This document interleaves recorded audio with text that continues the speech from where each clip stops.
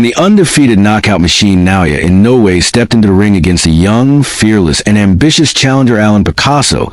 the entire atmosphere transformed into something unforgettable, charged with tension, excitement,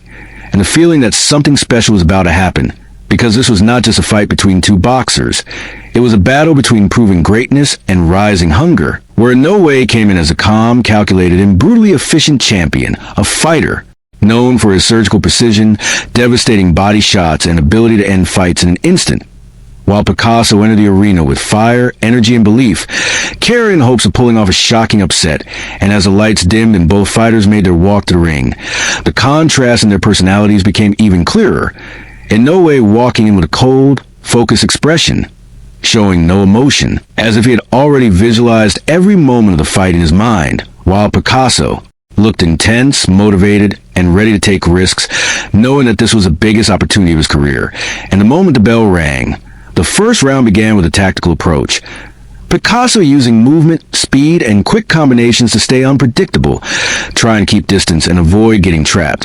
while Inoue stayed patient,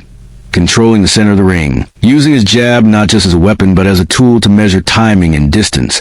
slowly reading Picasso's rhythm. And by the second round, the first signs of Inoue's precision started to show as he landed a perfectly timed counter that snapped Picasso's head back, instantly getting the crowd's attention. Yet Picasso responded with courage, throwing combinations and refusing to be intimidated. But what made Inoue different was not just his power, it was his intelligence, as every move he made had a purpose, every step cutting off space, every punch setting up the next. And by the third round, he began targeting the body with deadly accuracy, digging hard hooks into Picasso's ribs, shots that may not look dramatic at first, but slowly break a fighter down,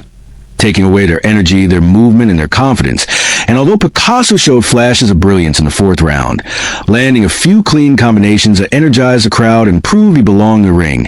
Inoue remained composed, unfazed, and immediately responded with sharper, cleaner counters, reminding everyone that he was always in control.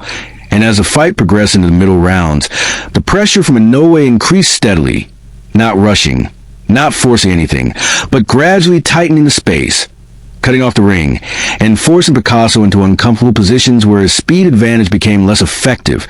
landing combinations of both the head and body with frightening consistency. And by round 5 and 6, the physical toll on Picasso became more visible, his movement slowing, his guard dropping slightly, his breathing heavier, yet his heart kept him fighting, continuing to throw punches and look for openings. But Inoue's defense and timing made it incredibly difficult to land anything clean, and every missed opportunity from Picasso was met with precise counter, adding to the damage. And then came the turning point in the fight, a moment that shifted everything, as Inoue trapped Picasso near the ropes and delivered a crushing body shot, followed by a powerful right hand upstairs, causing Picasso to stumble and nearly lose his balance, sending a wave of energy through the arena as fans realized the end might be near. But to his credit, Picasso showed incredible toughness, managing to survive the round, even though it was clear that the damage had accumulated significantly. And as the later round began, Picasso attempted one final push, increasing his aggression, throwing wider combinations, trying to create something dramatic, something unexpected. But against a fighter like Inoue, that approach can be dangerous,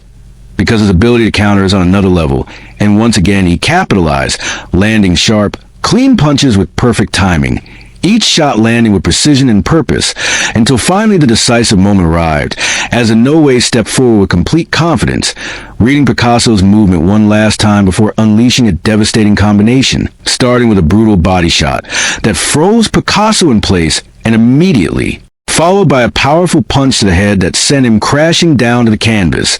the crowd erupting as the referee began to count. And even though Picasso tried to gather himself and rise, his body had taken too much punishment, and he was unable to continue, resulting in another dominant knockout victory for Inoue, who once again stood in the center of the ring, calm, composed, and almost emotionless, as if this level of performance was simply routine for him,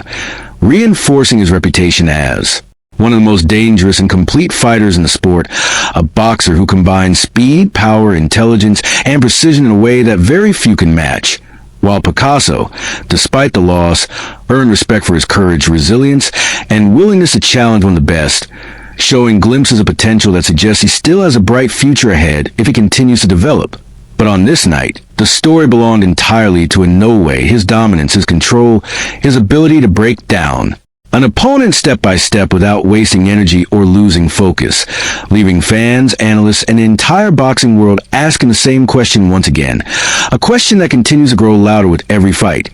Who can truly stop Naoya Inoue at this level? And is there anyone out there with the skill, power, and courage to stand in front of the monster and survive?